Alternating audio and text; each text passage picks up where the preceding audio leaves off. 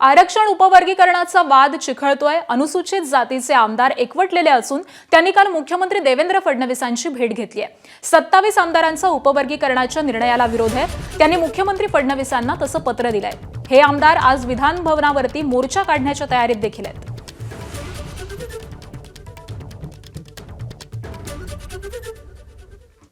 तर उपवर्गीकरणाचा मुद्दा नेमका काय आहे आपण ग्राफिक्सच्या माध्यमातून जाणून घेऊयात। एससी एसटी आरक्षणात उपवर्गीकरणाचा राज्यांना अधिकार असा सुप्रीम कोर्टाचा निर्वाळा आहे।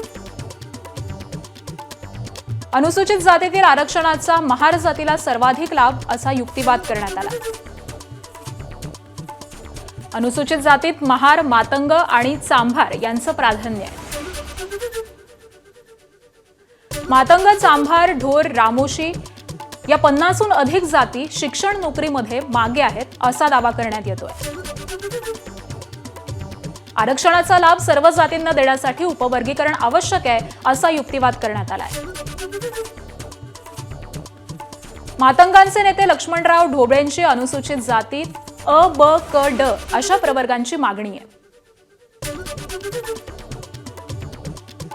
उपवर्गीकरणाचा निर्णय लांबल्यास राज्यव्यापी आंदोलनाचा मातंगांचा इशारा आहे। उपवर्गीकरणामुळे अनुसूचित जातीत फूट पडेल अशी उपवर्गीकरणाच्या विरोधकांना भीती वाटते। नागपूर सोलापूरच्या चिंतन परिषदेमध्ये अनुसूचित जातीत अनेक मतभेद झाले।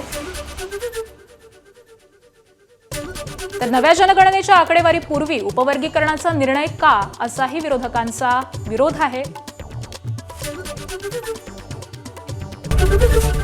एबीपी माझा, उघडा डोळे बघा नीट।